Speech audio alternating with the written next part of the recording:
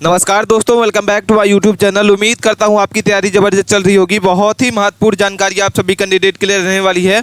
हम यहां पर बात करने वाले हैं नीट यूजी के रिजल्ट के बाद अब क्या करना होगा। कैंडिडेट के रिजल्ट आने के बाद अब क्या करें। लगातार बच्चे कमेंट कर रहे हैं कि सर हमारा किस रैंक वाइज कौन सा कॉलेज मिलने वाला है, काउंसिलिंग के लिए कौन कौन से डॉक्यूमेंट लगने वाले हैं। इस बार कट ऑफ जो है बहुत ही कम गई है। खुशखबरी आप कैंडिडेट के लिए रहने वाला है और 250 से 400 मार्क्स वाले कैंडिडेट के लिए बेस्ट रहेगा कौन सा कॉलेज आपके शहर में, गांव में, आपके शहर में बिल्कुल आपके पास में कौन सा कॉलेज है। ये सारी जानकारी आपको स्टेप बाय स्टेप बताने वाले हैं और क्या रैंक वाइज आपको कौन सी कॉलेज मिलने वाली है, सारी जानकारी स्टेप बाय स्टेप बताने वाले हैं। वीडियो को अभी तक आपने लाइक नहीं किया है, चैनल पे आप पहली बार हैं तो चैनल को सब्सक्राइब जरूर कर लें, क्योंकि हम ऐसे ही वीडियो आप सभी कैंडिडेट के लिए लाते रहते हैं। सबसे पहले हम बात कर लेते हैं, जैसा कि आपको पता होगा कि इसका जो काउंसलिंग स्टार्ट है वो 7 जुलाई से इसका स्टार्ट हो रहा है। इसकी जो काउंसलिंग है वो कब किससे स्टार्ट हो रही है, 7 जुलाई से।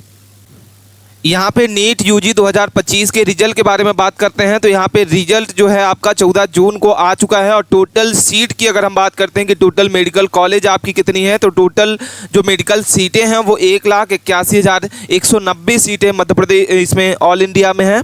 और अगर हम जीएमसी कॉलेज की बात करते हैं कि गवर्नमेंट मेडिकल कॉलेज आपकी टोटल कितनी है, तो 60,324 आपकी है। और वहीं अगर हम बात करते हैं पीसीएम की प्राइवेट मेडिकल कॉलेज की, तो आपकी 56 से 57,867 जो है आपकी पीसीएम आपकी है, आपके प्राइवेट मेडिकल कॉलेज है। और गवर्नमेंट कॉलेज सबसे ज़्यादा आपको यहाँ पे देखने को मिलेगी। कितने रैंक पर हमको गवर्नमेंट कॉलेज मिलेगी, सारी जानकारी आप समझ लेना। और यहाँ पे हम बता दें आपको कि 500 से ज़्यादा वाले जो कैंडिडेट है, 500 से ज़्यादा जिनका कैंडिडेट का स्कोर रहा है जनरल कैटेगरी से, तो आपका सेफ जोन है, आप काउंसलिंग करा सकते हैं। और स्टेट वाइज आपका अलग अलग कट ऑफ रहने वाली है, सारा डेटा हम आपको बताने वाले हैं। और जिन कैंडिडेट का जनरल कैटेगरी से हैं और उनका जो नंबर है वो 451 से 490 के बीच में आसपास है, तो आपको एमबीबीएस भी हो सकता है आपका, और बीडीएस भी आप करा सकते हैं इसकी काउंसलिंग। और अगर आप आयुष में काउंसलिंग कराते हैं तो आयुष जो है 110% आपका चांस रहेगा कि आपका ये आयुष जो है काउंसलिंग में आपका नाम आएगा। वही हम बात कर लेते हैं टोटल मेडिकल कॉलेज की, तो टोटल मेडिकल कॉलेज कितनी है आपकी 780 मेडिकल कॉलेज है, जिसमें से आपकी गवर्नमेंट मेडिकल कॉलेज 430 है और पीसीएम गवर्नमेंट कॉलेज आपकी 350 है। यही हम बात कर लेते हैं दोनों की। अब हम कितने मार्क्स पर आपको कौन सी गवर्नमेंट कॉलेज मिलने वाली है, सारा डेटा आप समझ लेना, क्योंकि वीडियो बहुत ही इंपॉर्टेंट होने वाली है। मुझे क्या एमबीबीएस के लिए कितना रैंक चाहिए, बीडीएस के लिए आपको कितनी रैंक होने वाली है, आयुष के लिए कितनी रैंक होने वाली है, क्या मुझे ये कॉलेज आपके इस कोर्स वाइज आपको गवर्नमेंट कॉलेज मिलने वाली, सारा डेटा हम आपको समझाने वाले हैं स्टेप बाय स्टेप। वीडियो के अंत तक बने रहना, वीडियो को बिना मिस किए अंत तक बने रहें। सबसे पहले हम बात करते हैं कि ऑल इंडिया काउंसलिंग अगर आप कराते हैं ऑल इंडिया कोटा में, तो कितने मार्क्स पर आपका होगा। पहले बता देते हैं कि आपको यहाँ पे जो आपका जो इसमें जो सीटें होती हैं ऑल इंडिया कोटा में 15% आरक्षित कोटा होता है और 85% आपका जो सीट होता है वो स्टेट कोटा का होता है, आरक्षित होता है। तो कितने मार्क्स पर हमको यहाँ पे ऑल इंडिया कोटा काउंसलिंग कराना होगा और कितने मार्क्स पर मुझे स्टेट कोटा काउंसलिंग कराना होगा, सारा जानकारी आप समझ लेना। Final cut off rank wise आपकी लिस्ट आउट हो चुकी है और इसमें हम आपको बता दें कि टोटल जो आपके होंगे 5 काउंसलिंग किए जाएंगे। इस बार 5 राउंड होंगे, पहले, दूसरे, तीसरे, चौथे। तो किसी स्टूडेंट को घबराना नहीं है कि मुझे गवर्नमेंट कॉलेज नहीं मिलेगा, आप निश्चिंत रहें, आपको गवर्नमेंट कॉलेज ही मिलने वाला है। और कितने रैंक पर आपको कौन सा कॉलेज मिलेगा, सारी जानकारी आपको समझाने वाले हैं नीचे। और ऑल इंडिया कट ऑफ क्या रहने वाली है, जीएमसी कॉलेज के लिए कम कट ऑफ वाले राज्य कौन कौन से हैं, चलिए बात कर लेते हैं। सबसे पहले हम इसमें बात करते हैं कि आपका कितने नंबर पर आपकी क्या रैंक बनी है किन कैंडिडेट का। तो सबसे पहले हम बात कर लेते हैं 144 से 200 जिस कैंडिडेट का मार्क्स रहा है उनका जो नंबर आप कैंडिडेट हैं वो कितने ऐसे कैंडिडेट हैं, तो 30 यहाँ पे आपको दिखाई दे रहा होगा कि कितने कैंडिडेट हैं। यहाँ पे आपको दिखाई दे रहा है 3 लाख आपके 3040 कैंडिडेट ऐसे हैं जो 144 से 2000 के बीच 200 बीच में है। तो काफ़ी मात्रा में कैंडिडेट हैं जो 144 से 200 के बीच में है, 3 लाख ऐसे कैंडिडेट हैं। वही हम बात कर लेते हैं अगर कि हमारे जो है 201 से 250 के रेंज में कितने कैंडिडेट हैं, तो 1,98,346 कैंडिडेट हैं। और 251 से 300 के रेंज में जो कैंडिडेट हैं वो 1,57,000 के कैंडिडेट आसपास रहेंगे। और इसमें हम आपको बता दें कि 12 लाख बच्चे जो हैं इस बार पास हुए हैं टोटल 22 लाख में से। अब 301 से 350 के बीच में अगर हम बात करते हैं तो 1,26,935 कैंडिडेट इस बार जो है आपके रहने वाले हैं इस रेंज में। और 351 से 400 के बीच में 1,05,578 रहने वाले हैं। 401 से 450 के बीच में जो रेंज में आपके कितना आपके कैंडिडेट देखने वाले हैं 88,239। तो आप देख रहे हैं कि लगातार कमेंट जो कैंडिडेट हैं वो घट रहे हैं। वही हम बात करते हैं 451 से 500 के बीच में, तो 69,530 कैंडिडेट हैं।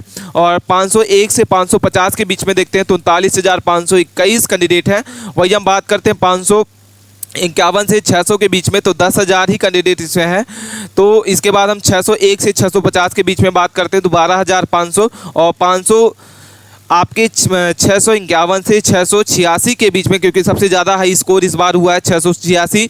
और 651 से 650 से 686 के बीच में केवल 73 कैंडिडेट ही आ पाए हैं इस बार। तो लगातार यहाँ पे हम सारा डेटा आपको बता दिए कि आपके मार्क्स वाइज कितने डेटा हैं इस बार, आपके कितने कैंडिडेट जो हैं आपके देखने को मिलेंगे।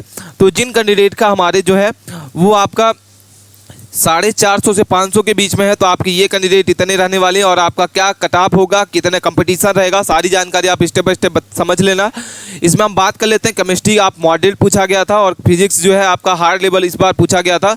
14 जून को इसका रिजल्ट जो है जारी कर दिया गया था। और इसमें टोटल जो काउंसलिंग होते हैं 5 राउंड आपके इस बार कराए जाएंगे। काउंसलिंग डेट अगर हम आपको बात करते हैं तो काउंसलिंग जो डेट है जुलाई के प्रथम सप्ताह में लगभग उम्मीद की जा रही है कि 7 तारीख से 7 जुलाई से इसकी जो काउंसलिंग है वो स्टार्ट कर दी जाएगी। और काउंसलिंग कॉलेज जो होगा वो आपको लिस्ट जल्द ही आपको वेबसाइट के माध्यम से देखने को मिलेगा कि कौन से कॉलेज में आपको कितनी सीटें जो है खाली हैं और गवर्नमेंट कॉलेज कितनी है, सारा डेटा हम आपको बताने वाले हैं।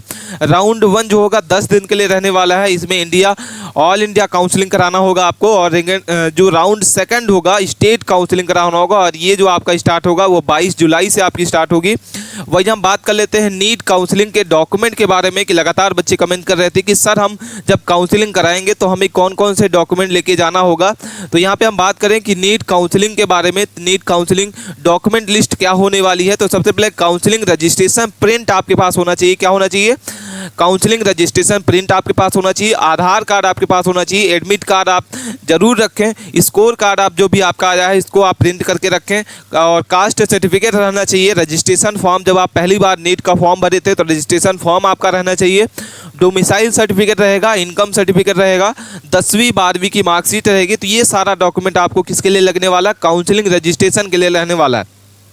वही हम बात करते हैं कॉलेज रिपोर्टिंग टाइम में आपको कौन कौन से ज़रूरी जो डॉक्यूमेंट है उसकी लिस्ट आप जान लेना, क्योंकि बेहतर इसकी जो डॉक्यूमेंट कौन कौन से लिखेगी लिस्ट आप जान लेना इसको, क्योंकि अगर आप कोई भी डॉक्यूमेंट मिस करते हैं तो आपका गवर्नमेंट कॉलेज से आपका नाम जो है वो रिजेक्ट भी कर दिया जाएगा। तो आपको सबसे पहले ये सारे डॉक्यूमेंट को आपको 2 प्रति, आपको 2 सेट बना लेना होगा इसकी फ़ोटोकॉपी, और एक सेट में आपको सिग्नेचर करना अनिवार्य होगा और ये आपके कॉलेज में जमा हो जाएगा। सबसे पहले एडमिट कार्ड आपके पास रहना चाहिए, काउंसलिंग प्रिंट रहना चाहिए, आधार कार्ड, स्कोर कार्ड, 10 आपकी पासपोर्ट साइज फ़ोटो होना चाहिए, टोटल 10 आपको लेके जाना होगा। टीसी माइग्रेशन आपके पास होना चाहिए। सीट अलॉटमेंट प्रिंट आपके पास रहना चाहिए। 10वीं 12वीं की मार्कशीट आपको लेके जाना होगा। कास्ट सर्टिफिकेट, गैप सर्टिफिकेट ये आपको भी चाहिए, और डोमिसाइल सर्टिफिकेट, इनकम सर्टिफिकेट, ये सारा आपको क्या करना है एक सेट में बना के 2 प्रति बना लेना है, और एक प्रति में आपको सारे पेज पे सिग्नेचर कर लेना होगा जो आपके कॉलेज में जमा हो जाएगा। और ध्यान देना है कि अब जब आप कॉलेज रिपोर्टिंग में आप जाएंगे तो ये सारे ओरिजिनल डॉक्यूमेंट लेके जाना होगा। अब हम बात कर लेते हैं कि all India government college GMC college के लिए क्या कोर्स वाइज आपको क्या रैंक देखने को मिली है। सबसे पहले हम जनरल, ओबीसी, ईडब्ल्यूएस, एसटीएससी की बात करते हैं। एमबीबीएस की अगर बात करते हो तो एमबीबीएस के लिए जनरल कैटेगरी की जो आपको रैंक देखने को मिली है 28,000 की आपको रैंक देखने को मिली है। वहीं ओबीसी के लिए आपको 28,500 की रैंक जो है देखने को मिली है। ईडब्ल्यूएस के लिए 31,500, 1,45,000, और एसटी के लिए 1,80,000। ठीक है। वही हम देखते हैं, बात करते हैं बीडीएस के लिए तो 78,000 का आपकी रैंक देखने को मिली है। ओबीसी के लिए 80,000 आपको देखने को मिली, 85,000 ईडब्ल्यूएस के लिए, और 2,50,000 आपके एसटी के लिए, 3,15,000 आपके एसटी के लिए। बीएएमएस की बात कर लेते हैं तो आपकी जनरल कैटेगरी के लिए आपकी क्या रैंक ऑल इंडिया के लिए गई है तो 1,15,100, और बीएचएमएस की बात करते हैं तो 2,28,000 आपकी रैंक गई है जनरल कैटेगरी के लिए। वही हम जो ओबीसी और ईडब्ल्यूएस, एसटीएससी की आप जनरल के आप यहाँ पे रैंक देख लेना। यहाँ पे बीयूएमएस की बात करते हैं तो आपकी जनरल कैटेगरी की 2,38,000 रैंक गई है, और BBSC की बात करते हैं तो 85,000 की इसके रैंक जनरल कैटेगरी के लिए गई है। तो ये सारा डायग्राम आप आंकड़ा समझ लेना, क्योंकि आपको ये बेहतर काम करेगा काउंसलिंग के लिए। सारा जानकारी, कोई भी डाउट आप आता है तो आप हम कमेंट करके जरूर बताइए। मिलते हैं नए टॉपिक के साथ नए वीडियो में, तब तक